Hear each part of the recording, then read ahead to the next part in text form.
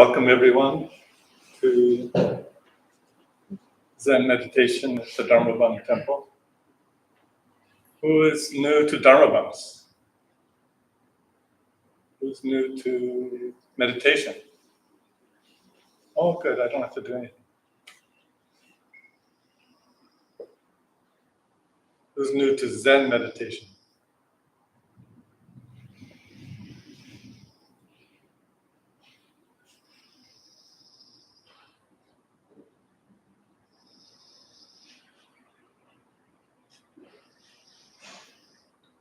Who would like to share their understanding of Zen meditation?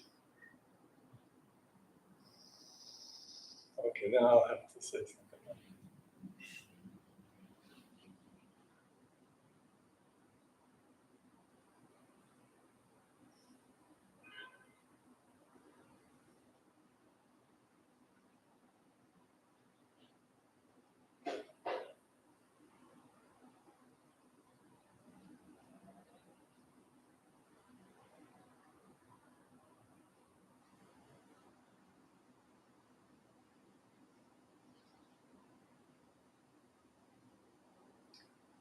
So in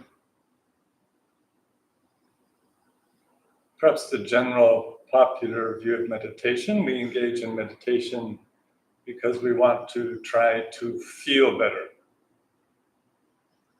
We have stress, we have problems, we have things arise. So we seek some peaceful place to cut through all this, to feel better. And this is not a bad thing to do. It's useful. But perhaps it can be a bit limiting if the meditation is only useful for feeling better. How do we meditate when we don't feel well? Right?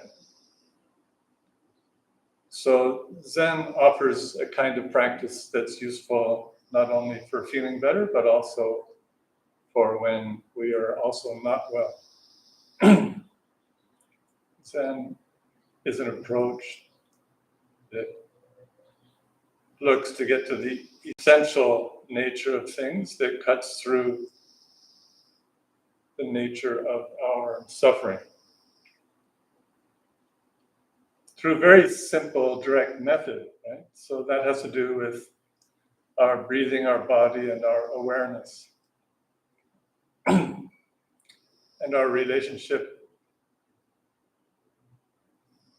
to time, in a way.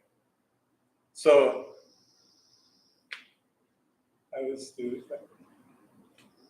everyone has a past, right?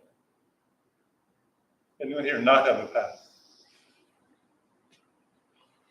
And in the future, we're all contemplating, planning all day long, what we're going to do tomorrow, the list, everything, right? The expectations, the goals. We all have this, past and future. And then also this conventional present. We also have this. We are doing something. I'm talking right now. I'm talking to you. You're in this room. Yet if we examine very carefully, where is this past and future? And even this present, where is it? It's in continuous motion, continuously creating and arising and disappearing.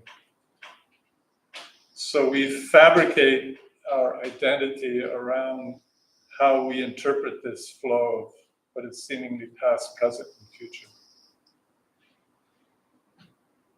I mean, we really create,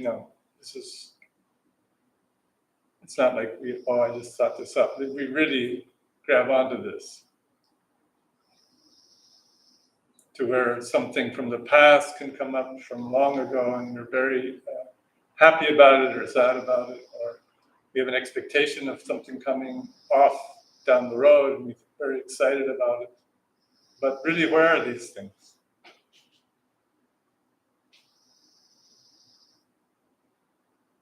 Where are these things?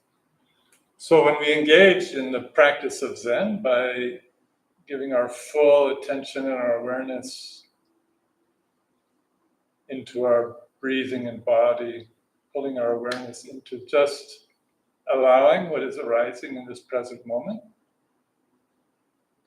We loosen the bounds around this past, present, future, I, myself kind of construction. We cut through it a little bit to our essential nature. So in Zen, we would say, in this present moment is, surfing this present moment is the highway to this vertical dimension of the pristine mind or our Buddha mind, which naturally becomes present as we let go of these constructs we've created.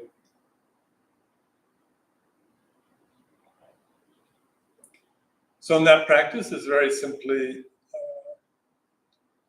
through being aware of our breathing, centering our breathing in our Japanese called the hara or dantian, belly breathing. We've all done this, right? Everyone remember?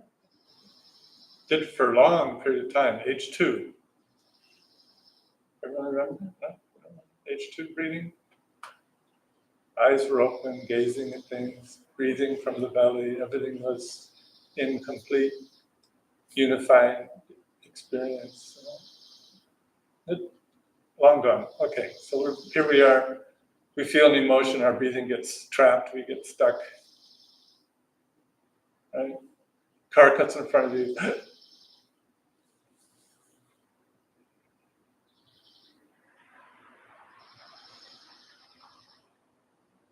So here we deep breathing, slowly inhaling and then completely exhaling.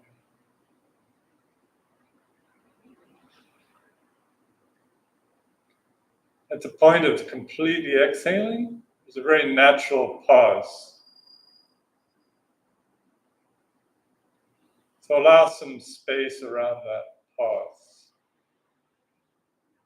It's like everything dissolves into that complete exhale pause.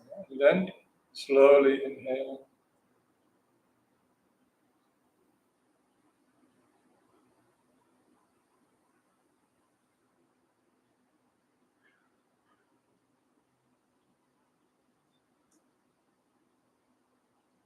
Zen meditation, who meditates with eyes open? Eyes open, eyes closed? Eyes open? Anyone? I do. Mostly eyes closed. So try to open eyes a tiny bit. It's like you're gazing down, maybe eyes are 1/3 open only, maybe less. At the same time, the gaze is not like we're focusing on something, but it's like if you hold your hands out, you're just gazing and you can see without trying your fingers moving.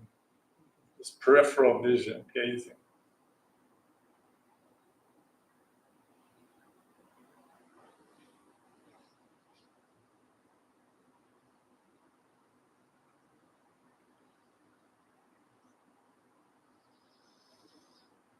And then we might hear something like the bird sound or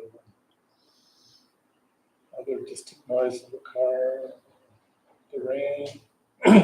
Thought might come up, something we forgot to do, thinking about. All these things coming, we just keep focusing on our breathing, body, and awareness. Let these things come and go like weather passing through.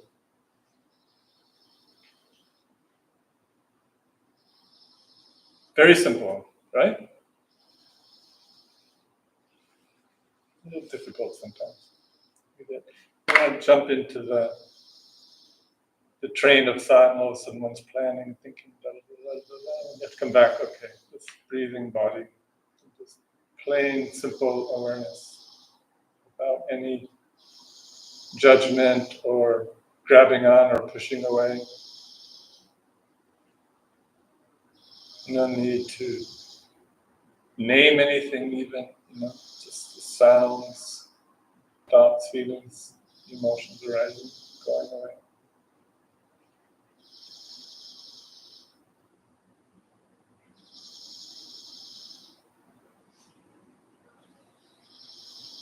Any questions or comments about how to meditate?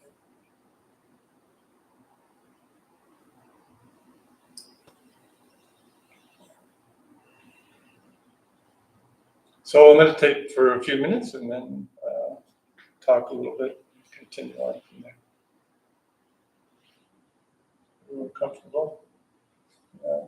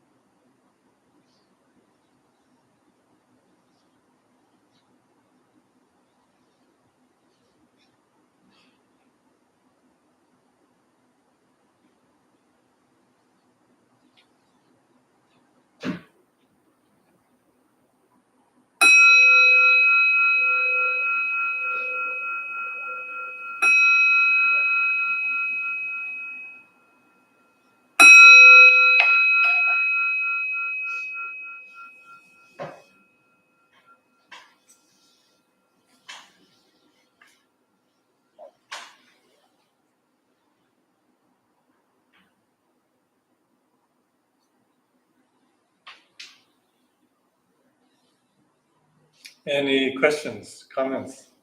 No problems. Easy. Smooth sailing. Yeah. When I'm exhaling, sometimes I get a little bit of a choppy exhale, if that makes sense. So I'm like, try to keep my eyes open, and in that thought, it kind of disrupts the exhale just briefly. So it kind of adds a little off rhythm, I guess.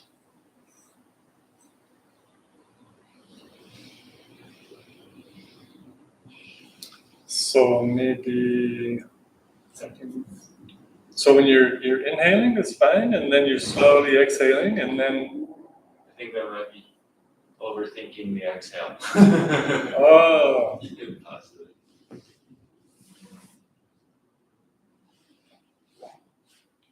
It's a good bumper sticker. Don't overthink the exhale. Because inhale is more thinking automatically, right? It's more effort. Yeah, and then exhale is just like, we're just like Lego, and it's automatically exhaling.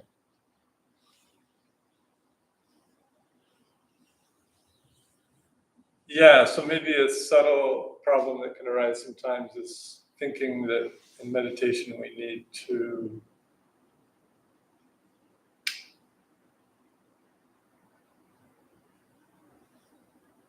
a little bit of edge of driving the breath to do something.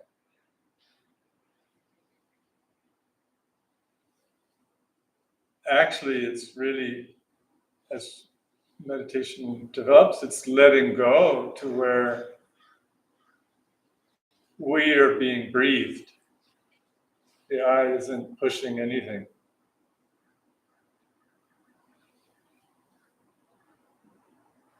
So you want to allow that space. So a little bit of effort, inhaling, right? And then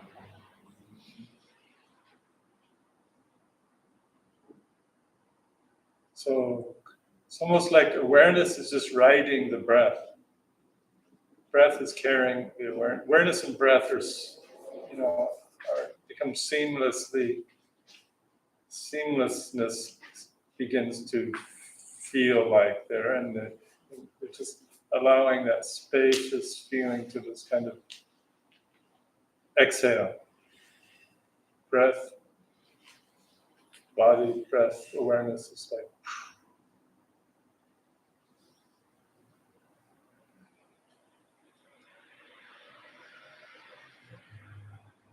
So let's just do that maybe just 1-2 minutes. We'll just do that slowly inhaling. And we're just allowing the breath just to go. Exhale. You can even do a couple of breaths. Inhale, exhale through the mouth a couple of times. Inhale through the nose, exhale through the mouth maybe 2-3 times. Then go back to inhaling through nose and exhaling through nose. And it'll be also easier. So let's ring the bell once and then again and then when we finish.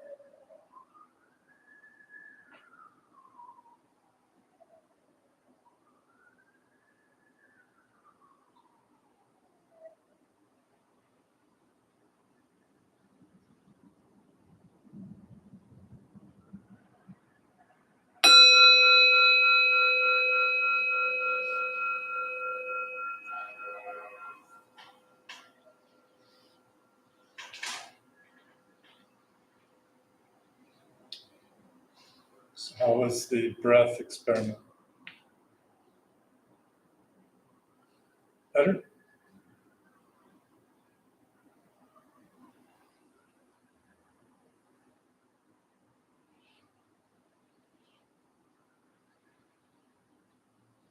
It takes some getting used to. I mean, in one way it's very subtle, but then it becomes something to get a little curious about.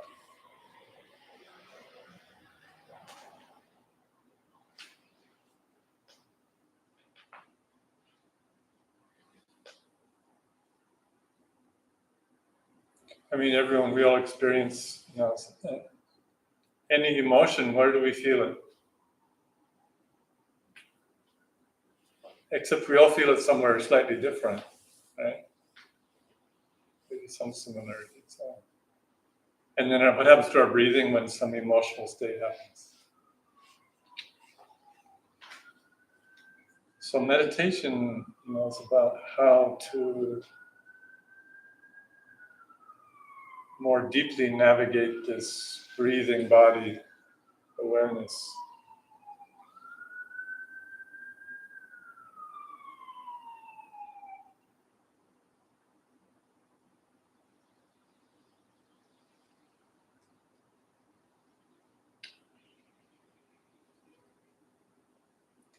So again, with our breathing, we've practiced some more.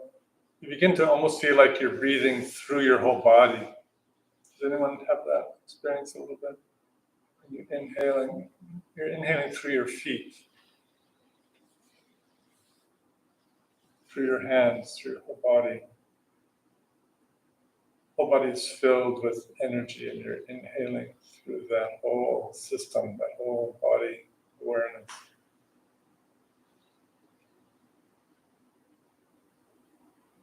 You feel this sensation of a little bit of air coming through one's nose, yeah, but you feel like you're inhaling through the whole body.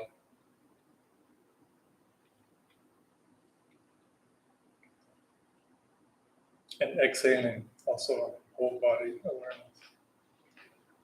Try and fill your whole body with more awareness and inhaling all your body together and exhaling.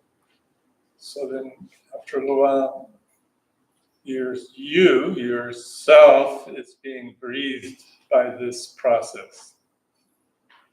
A little taste of that feeling. And fully inhaling and then letting go slowly.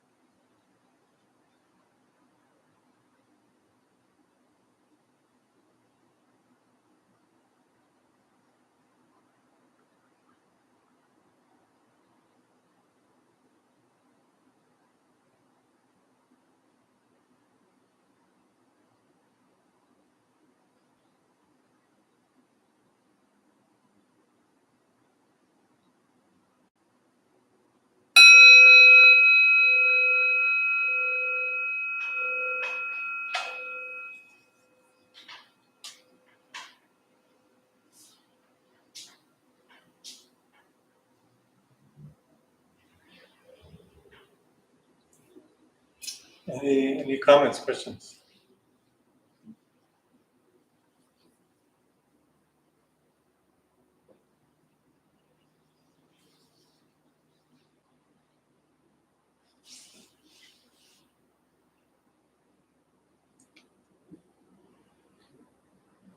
Zen, you could say Zen meditation is a way to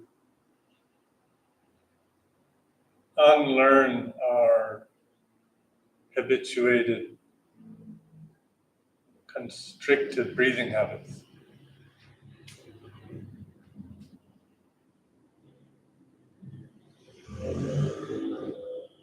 As the first step.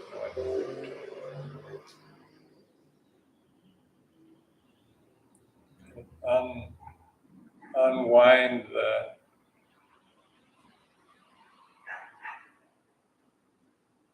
body emotional reactive barrier that gets in place that restricts our breathing.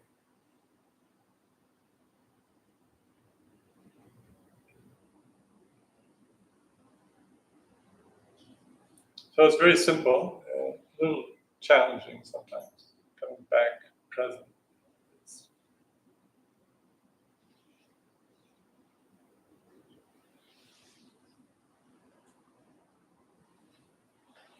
Breathing through, trying to breathe through what arises. Either engage it nor push it away. Or just allowing the space for everything to come.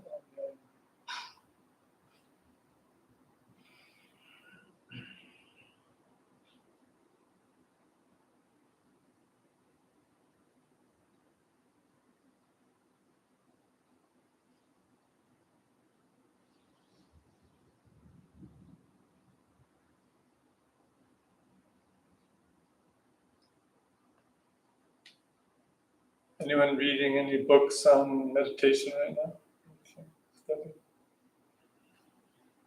Yeah, what are you reading? I just picked up a book by Sharon Salzberg.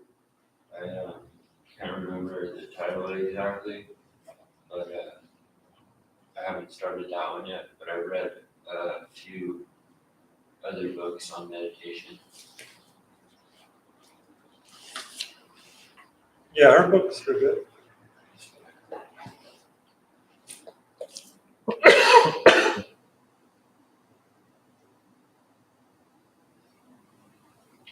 A good book to always read is Zen Mind, Beginner's Mind by Suzuki Roshi. When Buddha for You is open, they have it in the, there may be one copy in the library tomorrow. He was founder of San Francisco Zen Center, late 60s. These are from his talks, so they're short, 2-3 pages, easy to read, one a day. Very insightful, practical views on Zen practice and how to integrate that into our daily life. Who has read? Anyone read that?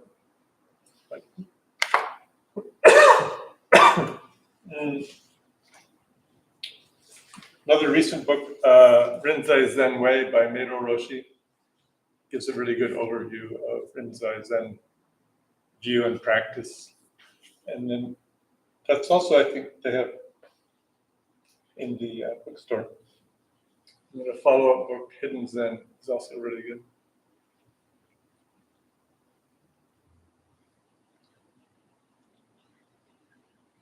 Who here's done long retreat, Vipassana or Zen, anyone? 10-day retreat? Just staying out at metaphors. Oh, okay. Avocado tree meditation. That's always good. Wait for one to fall on your head. Maybe. Or the crows. The crows. Oh, yeah.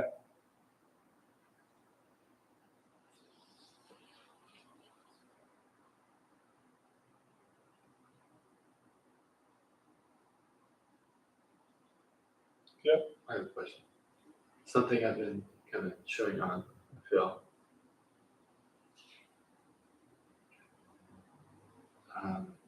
like my view or thought that Zen challenges habits. So like when something's uncomfortable, you kind of find a way to open up, change the habit.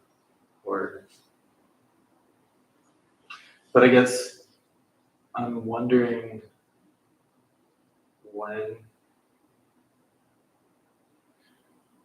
when do you push yourself too much to the point where you're, I guess, sacrificing your own needs? I don't know if my question makes sense or if you understand, but like, are there? It's a good question to ask, right? Like in the fourth day of a long retreat. Like, no, I'm just joking.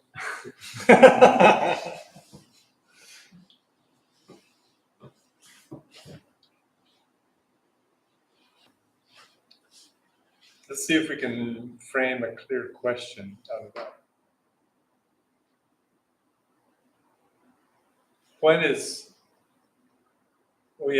Some effort is required to practice, right? We set time, make some effort, we set some time aside, we sit quiet. We may go on retreat, spend more time, we may sit alone under avocado trees or go on a 10-day retreat or a week-long retreat. It takes a lot of effort and practice.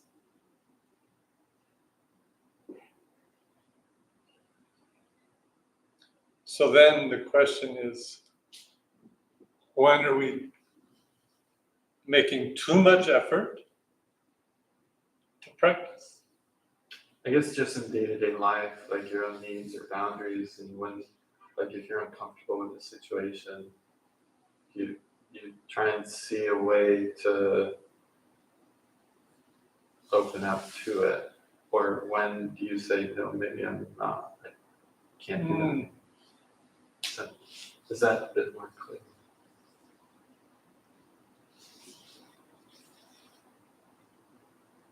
Well, I mean, I kind of make a joke out of this a little bit. I have to, so you're waiting in line in the bank, and you have a deposit to make. The person in front of you starts robbing the bank, and you start feeling uncomfortable, right? And you stop and breathe. Oh, I better accept the situation. No, you should better do something.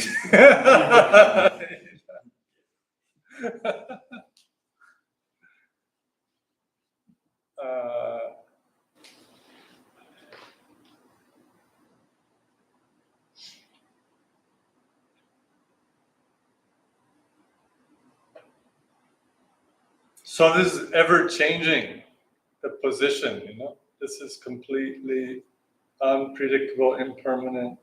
Life arises. We're constantly, even without meditation, we're constantly moving within this flux of tremendous complexity happening in one way. So our meditation practice gives us a way to move with that more harmoniously, smoothly. It's not like there shouldn't be any need to arise to think about, now I have to, one naturally, once meditation grows, then one naturally moves with the fluctuation of what's, in the present moment, what's appropriate. And within that study and guideline, of course, it's important, like in Tibetan tradition of Dzogchen, which is similar in view to Zen and some similarity of practice. They talk about view, meditation, and conduct need to have seamless relationship. So our view is, again in Zen, that there is this view that in this very present moment, in my very nature is Buddha nature. How to arise to that. There is a practice to do that. And there are ethical guidelines in how to follow that. So all these three things come together to create our practice.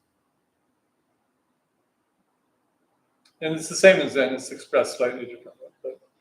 So it's essential to have a sense of how to apply the precepts and the paramitas and ethics in relationship to our meditation in this present moment at all times. Sometimes we engage a situation, other times it's left quiet, or it's avoided, and that's not based on craving and aversion, it's based on what's appropriate in the moment.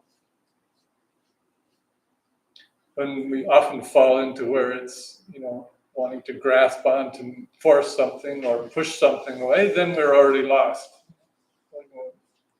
It's already a bit messed up. So we have to pause, gather ourselves, recenter, and then act appropriately.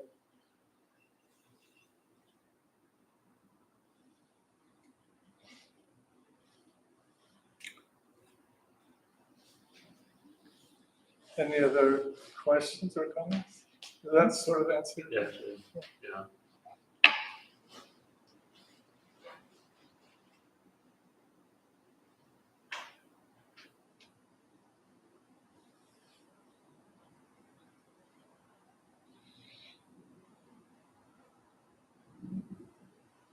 Yeah, I really encourage everyone. It's very helpful to do half day, 1 day silent retreat practice of any kind. Zen, Vipassana, Theravada tradition.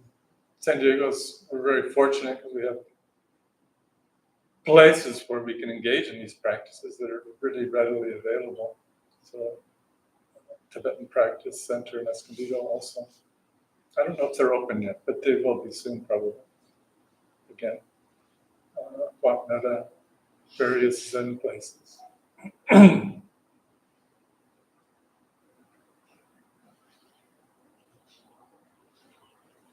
Deer Park too. Yeah, Deer Park in Escondido. Yeah.